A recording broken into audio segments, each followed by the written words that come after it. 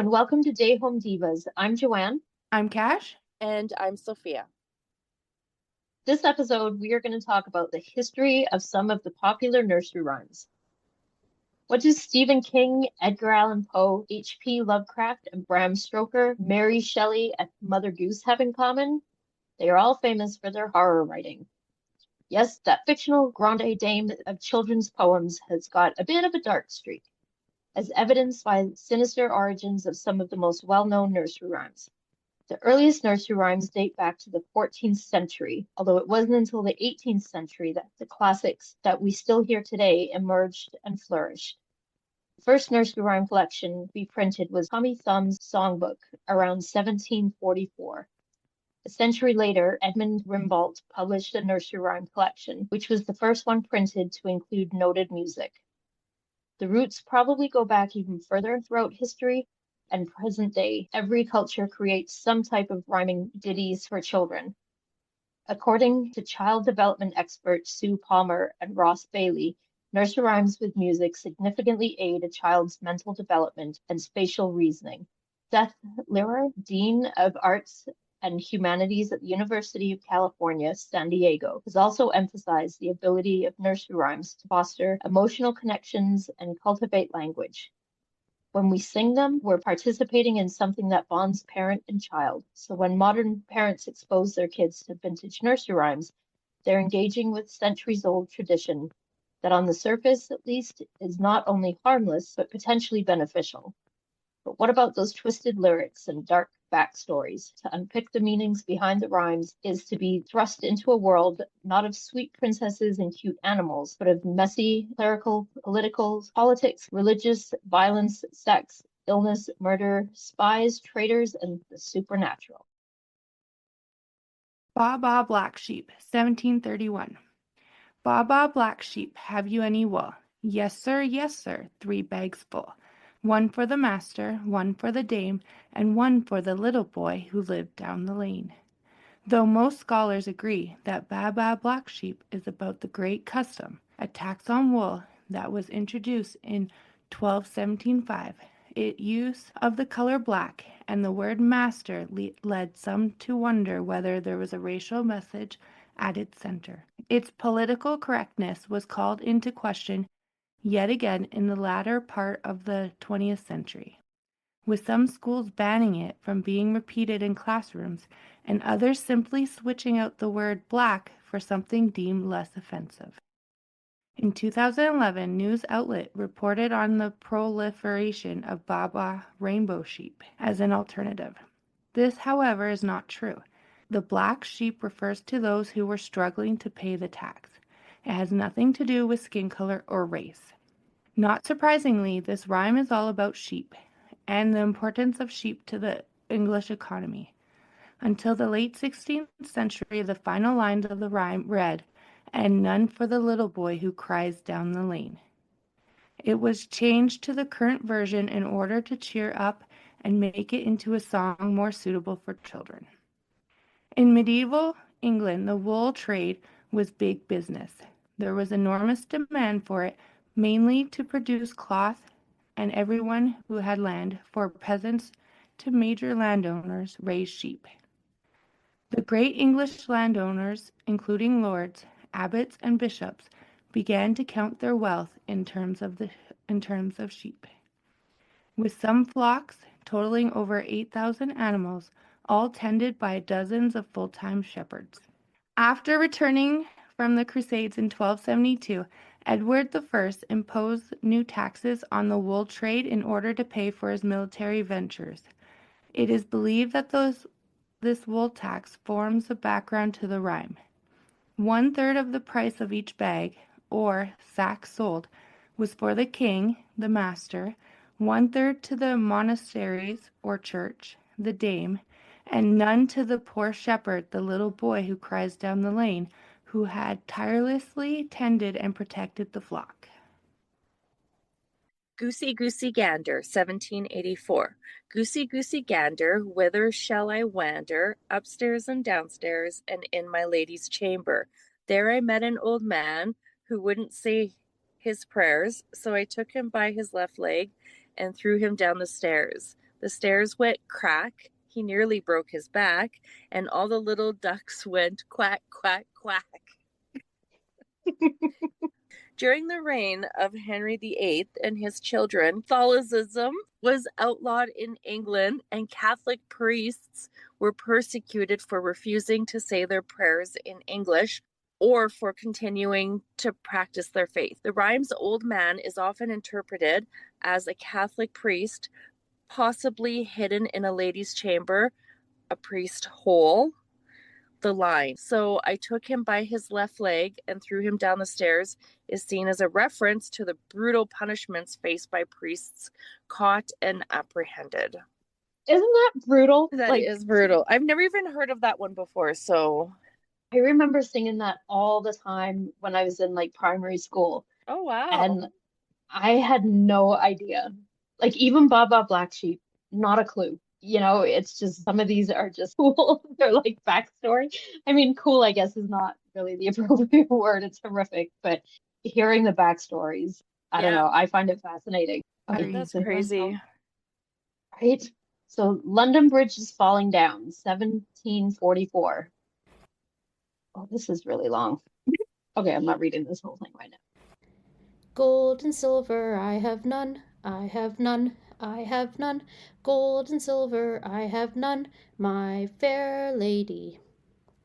Build it up with needles and pins, needles and pins, needles and pins. Build it up with needles and pins, my fair lady. Pins and needles bend and break, bend and break, bend and break. Pins and needles bend and break, my fair lady. Build it up with wood and clay, wood and clay, wood and clay. Build it up with wood and clay, my fair lady. Wood and clay will wash away, wash away, wash away. Wood and clay will wash away, my fair lady. Build it up with stone so strong, stone so strong, stone so strong. Build it up with stone so strong, my fair lady. Stone so strong will last so long, last so long, last so long.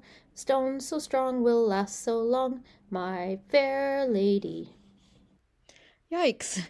Well, that was brutal. So sorry to put all of you through that. Okay, so I've heard London Bridge is falling down, falling down, falling down. Yeah. London Bridge is falling down, my fair lady. But I've never heard the rest of it. Oh, okay. So when we used to sing this, we used to all basically like there'd be two lines and like two, and so then you would hold the person's hands in front of you. And you'd have to try and then yeah, and then someone has to run through the hands. You have to try and break through the hands. But we've only ever read the first part. I've never heard the rest of it. I've only got bits and pieces of it, so I've like only heard of like the stones and build her up with wood, and it's interesting, right? Some of it, I guess, didn't cross the ocean well. In 2006, Fergie got saucy with some of the classic kids' tunes lyrics, but the original song wasn't much better, depending on whom you ask. London Bridge is falling down could be about the 1014 Viking attack or the normal deterioration of an old bridge. Most specifically, many sources tie the nursery rhyme to the alleged destruction of the London Bridge at the hands of Olaf II of Norway, sometime in the early 1000s, alleged because some historians don't believe the attack ever took place. The song's popularity around the world is often cited as further proof that it was the Vikings who created it, believing that they brought the tune to the many places they traveled. There's a pretty big problem with this explanation, though. It largely hinges on Samuel Lang's 19th century translation of an Old Norse poem that seems to mirror the well-known London Bridge. The translation begins, "London Bridge is broken down, gold is won, and bright renown." That apparently illustrates similarity is no accident, though. It's quite likely that the translation was in fact intentionally mimicking the already well-known nursery rhyme. A more accurate translation from the years later renders the similarities between the skaldic verse and the children's rhyme basically non-existent. Jack and Jill, 1765. Jack and Jill went up the hill to fetch a pail of water. Jack fell down and broke his crown, and Jill came tumbling after. Up Jack got, and home did trot as fast as he could caper. He went to bed to mend his head with vinegar and brown paper. One of the most common theories surrounding the story's origin is that it's about Franz Louis XVI and his wife, Marie Antoinette, who were both found guilty of treason and subsequently beheaded. The only problem is that those events occurred nearly 30 years after Jack and Jill was first written. The more likely story attributes the rhyme to the 17th century King of England, Charles I.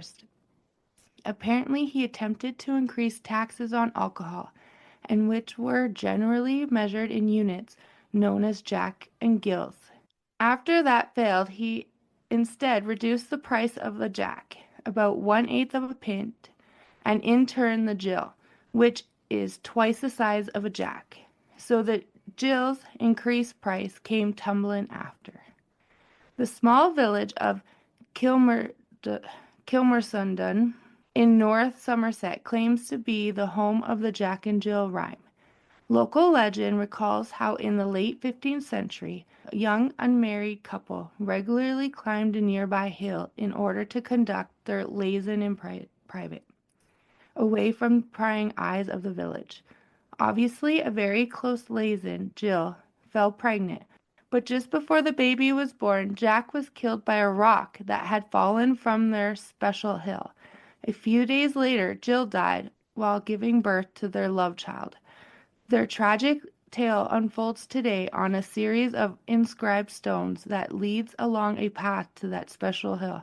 That'd be pretty cool to see that special hill, I guess.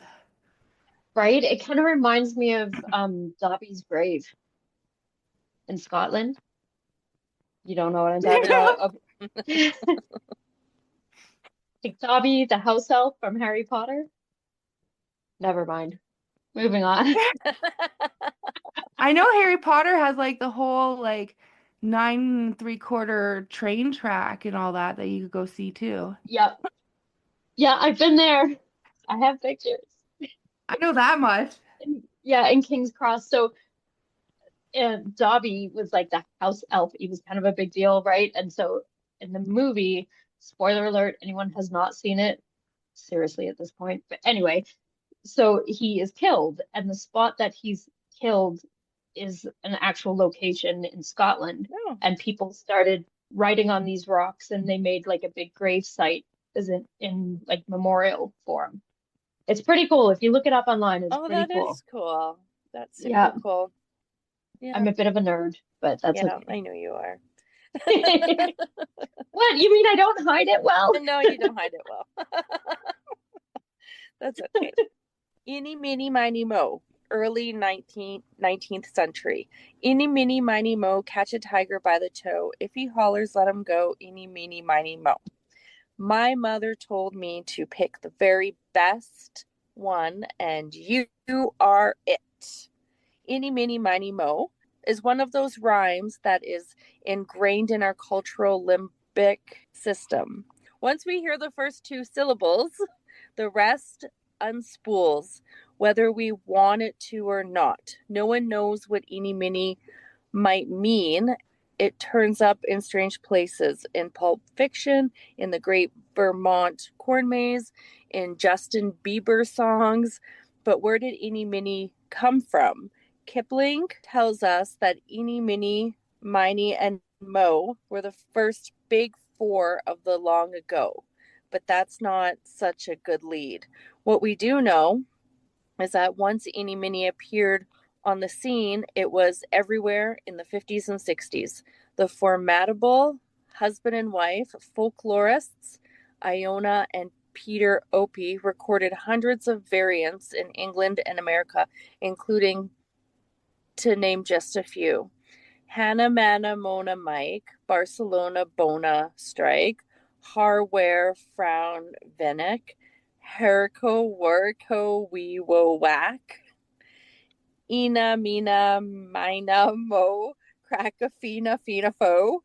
Uppa, nucha, poopa, tucha, ring, ding, dang, do. Any, mini, miny, bars. So, Any, mini, mony, my. Barcelona, stony sty. Eggs, butter, cheese, bread. Stick, stack, stone, dead. Jima, Jima, Jima, Joe. Jickadamy, jackadamy, jury. Hika, sika, pika, whoa. Jima, Jima, Jima, mo. Joe. Why did you make me do this?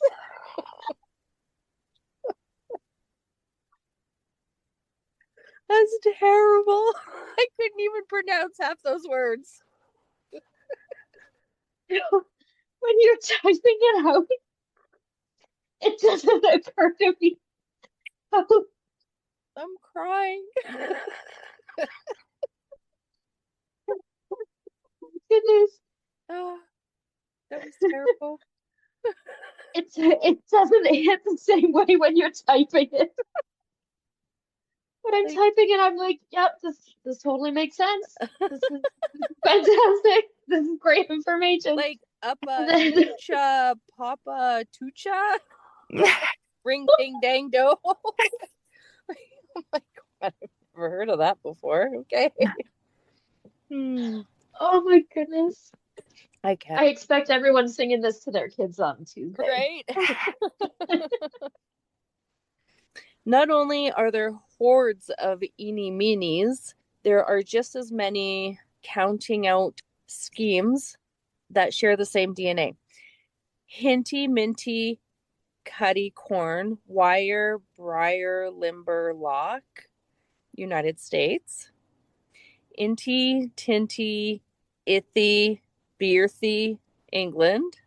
Ippity, sippity, ippity, sap, Ippity, sippity, Canela, Canak, Scotland. And I'd be remiss in omitting 1 potato, 2 potato, 3 potato, 4, 5 potato, 6 potato, 7 potato more, which flirts with replacing eeny mini as the counting out gold standard in the United States. In the canonical eeny mini, tiger is standard in the second line.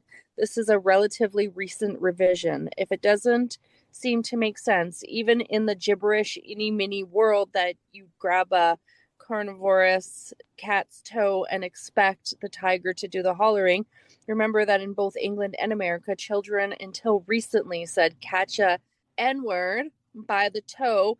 The N-word to tiger shift is one of the rare instances where changes in the rhyme happen in such an explicit and pointed fashion. The rhyme morphs constantly, but usually ad hoc. And each kickball chord has its own particular flavor based more on random chance. The child's popular improvisation might catch on and change the rhyme in certain reign for decades. Many variations of eeny mini have cropped up through mishearing the way a game or of telephone or Chinese whispers retains the sound of the original but mangles the sense. Some are mongreens, a term coined by the author Sylvia Wright when she heard and laid him on the green as a lady Mond Green. Excuse me while I kiss this guy is a Mond Green for Jimi Hendrix lyrics. Excuse me while I kiss the sky. And Taylor Swift's long list of ex-lovers are lonely Starbucks lovers. Mary, Mary, quite contrary, 1744. Mary, Mary, quite contrary, how does your garden grow?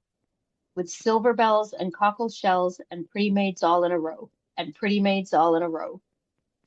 It is debated whether Mary, Mary, quite contrary is about Mary, Queen of Scots, or Mary the First, also known as Mary Tudor or Bloody Mary. They were both named Mary and were related, but Mary, Queen of Scots, was the granddaughter of Margaret Tudor Henry VII's sister, while Mary I was the daughter of Henry VIII. Mary I was the Queen of England, and Mary, Queen of Scots, was the Queen of Scotland. This popular English rhyme, which reads like a solicitation for gardening advice, according to Mary, is a recounting of the homicidal nature of Queen Mary I of England, aka Mary Tudor, aka Bloody Mary. A fierce believer in Catholicism, her reign as queen from 1553 to 1558 was marked by the execution of hundreds of Protestants. Queen Mary was a staunch Catholic, and her garden here is an allusion to the graveyards which were filled with Protestant martyrs. The silver bells were thumbscrews, while cockle shells were believed to be instruments of torture, which were attached to male genitals. How does your garden grow? This could refer to the lack of heirs or the idea that England became a Catholic vassal of Spain and the Habsburgs. Quite contrary, this could refer to the attempt to reverse the religious changes made by her father Henry VIII and brother Edward VI. Pretty maids all in a row, this could be interpreted as a reference of her miscarriages, the execution of Lady Jane Grey, or the execution of Protestants during her reign. However, some believe that it refers to Mary, Queen of Scots. The cockle shells and silver bells are supposed to have been ornaments on a dress given to her by her first husband, the Dauphin of France. The pretty maids all in a row were her ladies in waiting, the famous four Marys. How does your garden grow? This could refer to her reign over Scotland. Silver bells may symbolize the Catholic cathedral bells, reflecting her religious beliefs. Cockle shells could allude to her husband's infidelity. The pretty maids all in a row could refer to her ladies in waiting, known as the Four Marys. Three Blind Mice, 1805. Three blind mice, see how they run, see how they run. They all ran after the farmer's wife, who cut off their tails with carving knife. Did you see such a thing in your life as three blind mice? Three Blind Mice is supposedly yet another ode to Bloody Mary's reign, with the trio in question believed to be a group of Protestant bishops: Hugh Latimer, Nicholas Radley, and the Archbishop of Canterbury, Thomas Cranmer, who unsuccessfully conspired to overthrow the Queen and were burned at the stake for their heresy. Critics suggest that the blindness in the title refers to their religious beliefs. Here we go round the mulberry bush. Here we go round the mulberry bush, the mulberry bush, the mulberry bush. Here we go around the mulberry bush so early in the morning. This is the way we wash our clothes, wash our clothes, wash our clothes. This is the way we wash our clothes so early in the morning. This is the way we iron our clothes, iron our clothes, iron our clothes. This is the way we iron our clothes so early Tuesday morning. This is the way we mend our clothes, mend our clothes, mend our clothes. This is the way we mend our clothes so early Wednesday morning.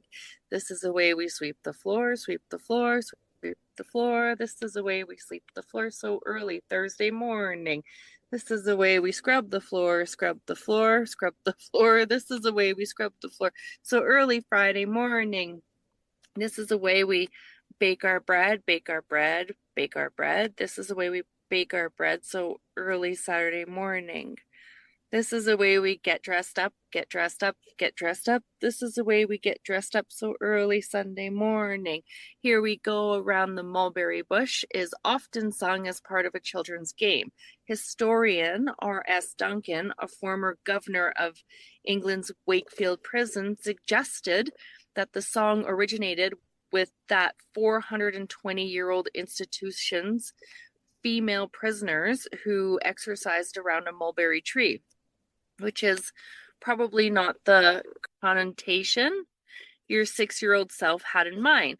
The rhyme was first recorded by James Orchard Halliwell in England, Shakespearean scholar, antiquarian, and a collection of English nursery rhymes and fairy tales, as an English children's game in the mid-19th century. The song and associated game are traditional in England, and different versions are found in Scandinavia and the Netherlands. R.S. Duncan, a prison governor at H.M. Prison, Wakefield, West Yorkshire, England, suggested that the nursery rhyme was about female Victorian prisoners exercising in the yard at Wakefield. A mulberry tree grew in the yard, and women inmates would dance around the tree with their children and sing the song. The tree died in May 2019. That is just a crazy old tree. Yeah. Like to think that they lived so long. Oh my God. Like I was trying to do the math in my head, which is not happening. But it's like 221 years old for a tree. Jesus. I cannot get my trees to live in my backyard to save my life. I can't even get my plants to live in the Right? backyard. Oh my goodness. Humpty Dumpty. Humpty Dumpty sat on a wall. Humpty Dumpty had a great fall. All the king's horses and all the king's men couldn't put Humpty together again. Humpty Dumpty rhyme can be tracked back to at least the late 15th century and is an allusion to King Richard III. Richard III briefly reigned as King of England between 1483 and 1485, after his brother King Edward IV passed away. Edward was to be succeeded by his son and namesake Edward V. But as the young Edward was a minor in 1483, Richard was chosen to serve as regent until he reached adulthood. Richard can hardly be said to have honored his brother's faith in him, and quickly placed young Edward and his younger brother Richard in the Tower of London, from where they never reappeared. The assumption is Richard had his two young nephews killed, and thereafter he usurped the throne. He did not go unchallenged in this, and Henry Tudor, a Welsh upstart, overthrew him in 1485 by defeating Richard in a combat at the Battle of Bosworth Field. All of this is relevant to Humpty Dumpty because Richard suffered from scoliosis and was a hunchback. Additionally, his horse was allegedly called Wall. So in the later years, when figures such as the great playwright William Shakespeare wrote about Richard, they emphasized his humpback. When the rhyme refers to him falling off a wall, this would seem to be the reference to his horse, which Richard is recorded to falling off at a battle of Bosworth Field, and the king's soldier and men are a reference to his forces at the battle being unable to win the day against Henry Tudor's army. A later theory was that Humpty was not a person at all, but a massive siege cannon that was used by royalist forces, the king's men, during the English Civil War that raged between 1642 and 1651. During the siege Holster, in 1648, the royalists hauled Humpty Dumpty to the top of the church tower of St. Mary at the walls, and for 11 weeks Humpty sat on the wall and blasted away at attacking parliamentarian Roundhead troops defending the town. That one is like one I always ask my kids. How do you know he's an egg? I mean, because storybooks tell us so. Well, they're like, but he's an egg. And I'm like, but how do you know he's really an egg? Do you really know the story behind him? Well, now you can tell them. Ring Around the Rosie, 1881. Ring around the why does yours say ring ring? Ring That's around a what roses, a pocket full of posies. A tissue, we all fall down. Fishes in the water, fishes in the sea. We all jump up with 1, 2, 3. Ring around the roses, pocket full of posies. A tissue, we all fall down. See, I don't know it that way. Okay, so Ring a Roses is the original writing of it, and then the North American version is Ring Okay, Around the so I'll Roses. do it over. Ring a roses, a pocket full of posies. A tissue, we all fall down. Fishes in the water, fishes in the sea. We all jump up with a 1, 2, 3. Ring a roses, a pocket full of posies. A tissue, we all fall down. Ring a rose of roses is said to be macabre parody of the horrors of the 1665 Great Plague of London that killed nearly 15% of the country's population. The roses were the red marks of the bubonic plague, while the posies were the flowers plague doctors used to lessen the stench of death all around. The ashes were supposed to represent the cremated bodies of those who died from the Great Plague, and the falling down meant, well, falling down dead. Sneezing was taken as a sure sign that you were about to die of it, and the last line, "We all fall down," omits the word dead. That one's creepy. And fun fact, did you know that the reason people say bless you when you sneeze is because back during like the bubonic plague, when someone sneezed, that usually meant that they had it. And so they would send the priest to bless them and their family because they were going to die. Oh my gosh. Interesting. Right? Interesting. It totally makes it feel different once you know that when someone sneezes, you say Yeah. bless you. You're like, Makes sense. right? That's crazy. I didn't know that. That's cool. Creepy facts. Yeah. Okay, Rockabye Baby, 1765.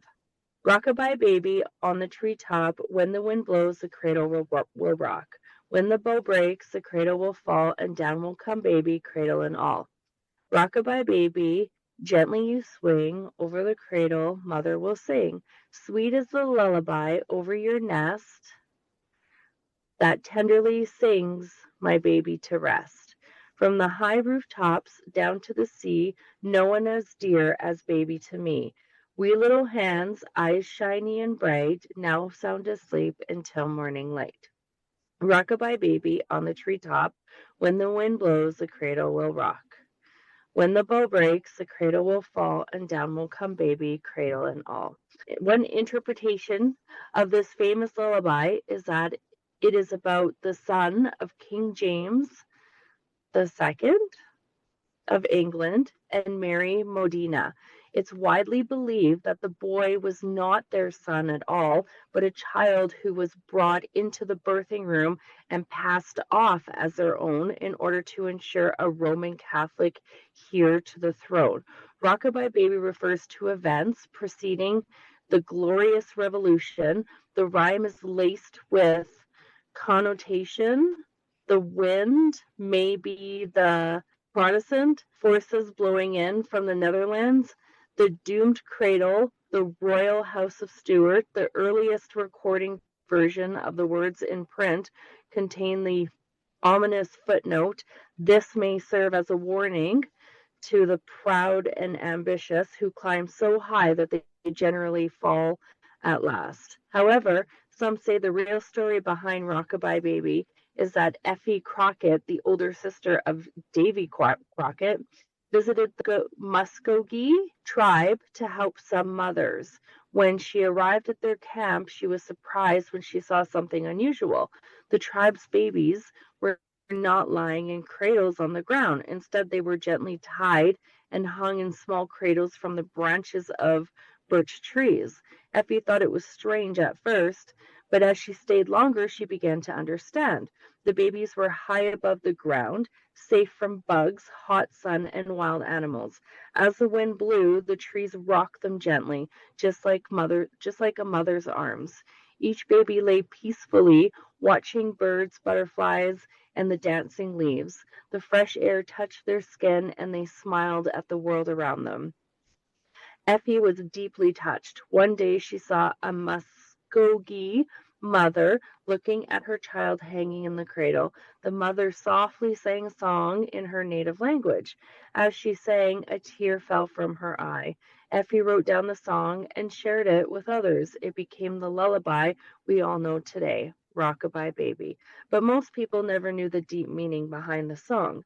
The Muskogee mother cried because she knew what the song truly meant.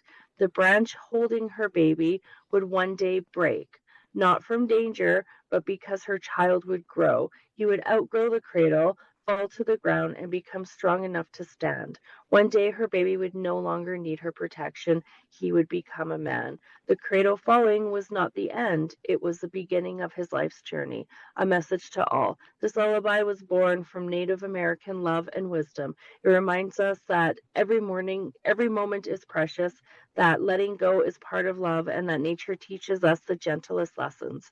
Honor the roots of this song, honor the native voices that carried its meaning in their hearts. So that was really sweet. Yeah, that one's like the first version of it is kind of dark, but then the other Yeah.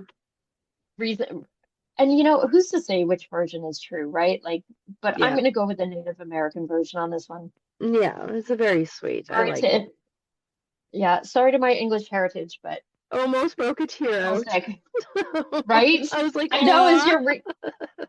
you're reading it, I'm like, thank Yeah. God you're reading that one because Yeah. I think I would have Well, I'm just been like like, reading it and I'm starting to tear up. I'm like, oh my God. Here we go. right? Yeah. Oh my goodness. Some things, man, like I always thought that I was pretty good with the emotional stuff. I'm like, I Oh. don't get emotional, it's fine. But I swear, as I age, I'm like, Oh. cry Yeah. over silly things. I Silly cry things over. and not silly things, but my God. I cry all the time too. All the time. It must be an Funny. age thing. Yeah, it must be. That's Yeah. like for some people, they're just more in tune with their sensitive Yeah. side and stuff, which is great. Me, that just was never me at all. And now I'm like, fucking age. Stupid hormones. How dare you? How dare you make me cry? As dark as some of the nursery rhymes we grew up with and still share today are, German nursery rhymes hit on a whole new level. As my German doesn't go beyond, do you speak German? And no, I will spare you the verses and just give you a brief description of my top three picks. I apologize in advance to any German speaking listeners for me butchering this. I looked it up and listened to it too. I'm like, I'll remember that. No, not at all. They say it so fast. I'm like, wait, say it again. So, Zygar, no, never mind. So the English translation is Hoffman Hironit, the sad tale of the matchbox. The truly sad story of the matches. A girl wants to play with matches, but a cat tells her not to. She plays with them anyway and burns to death. Wow. Right? Wow. I mean, we have eggs falling off walls, but burns to death. Oh my God. Okay. Hoffman Heinrich, the story of Augustus who would not have any soup. The story of Soup Caspar. Caspar, a chubby, healthy boy, refuses to eat his soup. 5 days pass, which he continues to refuse his soup, so he wastes away and dies. Gotta eat your soup, kids. Yeah. Okay, Hoffman Heinrich, the story of Flying Robert. The story of Flying Robert. Despite the fact he knows boys and girls should stay inside during storms, Robert goes outside during a storm. The wind catches his umbrella and takes him into the clouds and far away. Where no one hears his cries, he is presumably never seen again. Like the movie Up. Right? Yeah. Oh my gosh. I cried. Cried in Like, that movie. did you? Oh no. I love that I actually movie don't think though. I've seen it. I don't think I've seen it. Oh, I love Right? that movie. All those Disney movies make me cry. But now they're changing Yeah. it, like the Little Mermaid. It's not like the Little Mermaid we grew up with the red hair Right. and Yeah. Well, have you seen the reels where I don't know who started it, but somebody said that redheads are like black people. Oh. So they're like there's this whole explanation. I'm not gonna pretend I remember what it was, Huh. but for some reason, so that's their theory is that's why Disney put Ariel like changed Well, Right. skin color. But Tinkerbell, right? From yeah, Peter Pan. Apparently, they removed her from like all the meet and greets and all that because something to do with her being bad or negative in Peter Pan is why they don't associate her anymore. oh my goodness. We actually are gonna do an episode on Yeah, we should. the true stories behind the Yeah. Disney movies because as I was like looking up this, I ended up going down a deep, deep rabbit hole. And holy shit, man. Some like, and I mean, not that I'm open. I know that some of the Disney movies people say there's bad stuff because of this or that, like whatever, like the Snow White thing, like it's funny because people who complain about the Snow White, like she gets kissed while she's asleep. That's not the actual story behind it. It is much, much worse. So let's just go with she got a kiss while sleeping, an Oh, unwanted kiss, whatever. But we'll go with that one. I And can't wait to there's do that episode. Hopefully, I can pronounce all the words. the sad part is a lot of them come from German stories, so Yeah, yeah, we might yeah. not be pronouncing that well. But Tongue it's twisters and yeah, yeah. But I mean, I think it was back in a time when stories were just story, like they were yeah, based on true stuff, but it wasn't taken into account age appropriateness because right, that's a fairly new concept, right? Like, and right. it's become like what was age appropriate when I was a kid. So if you think about the movie Jaws, that's PG. So the same as most Disney movies are PG, right? Interesting. Yeah. So what was age appropriate at one time Oh yeah, is is no not longer necessarily no. age appropriate, right? Yeah. Oh yeah, So, I totally watched Jaws when I was little. I'm like, I wouldn't right? let my little one watch it now. See, and I showed it to my kids when they were little, Yeah, but my kids are like 25 and 29 now. yeah, So when I make references to what I did with my kids, it was okay back then, almost 30 years ago, exactly. right? So yeah, I'm very much like my daughter. She's not 5 years old. Obviously, I wouldn't let her watch it if she was 5. She's 11. Yes, I'm very easygoing in that sense. I don't try to, what's the word? censor, Um, yeah. There's like no censoring around my kids. Like I swear, I have a potty mouth. If I'm watching a scary movie, they're watching a scary movie. My daughter started watching scary movies at a very young age, right? yeah, That's how I yeah. am. I think that's because that's how I was raised, right? Oh, exactly. Yeah, So, and yeah, I don't need to hide anything. So that's the kind of parenting right. person I am. Yeah. You should hear the songs that my kids listen to, and they're only 5 and 8. Well, yeah, And it's just because it's my music, and I'm like, yeah. meh, you're gonna learn it anyways. Well, that's the Yeah, thing, right? They're gonna learn it anyways. And, yeah, I'd rather my daughter be knowledgeable at 10, 11 years old than everyone else around her be knowledgeable. And she's like, what's that? Right? yeah. My Yeah, theory was, yeah, I always wanted my kids to hear the worst yeah, from home because yeah. at least then we could explain it. Like we used to sing Eminem, which I get there's way worse stuff out there, but we used to sing some of the, quite not age appropriate songs like on the way to soccer practice with my kids when they were like 5, and they would sing the words, but we would also explain like, this is just a song, right? And you can't actually smack your bitch up, like Oh my God. right? Oh my God. So funny. So my daughter, one day we were on our way to hockey, and I'm like, this is your theme song. And it goes like, I don't fuck with you, you little stupid ass bitch. I ain't fucking with you. Sing that on the ice. But So, honestly, it's better for them to hear it from us, and so yeah, hear us see the comical side of it and like yeah, have the discussions of, they're just singing a song. They're yeah, not, person actually is not this way. Like it's a yeah, persona that they're putting out and yeah, stuff like that. versus hearing it from the playground where the kids are like, yeah, we're gonna do that and stuff, right? Like, so if Yeah. your kids already know that stuff, when other kids are singing it, they're like, man, it's not a big deal, Yeah. you know?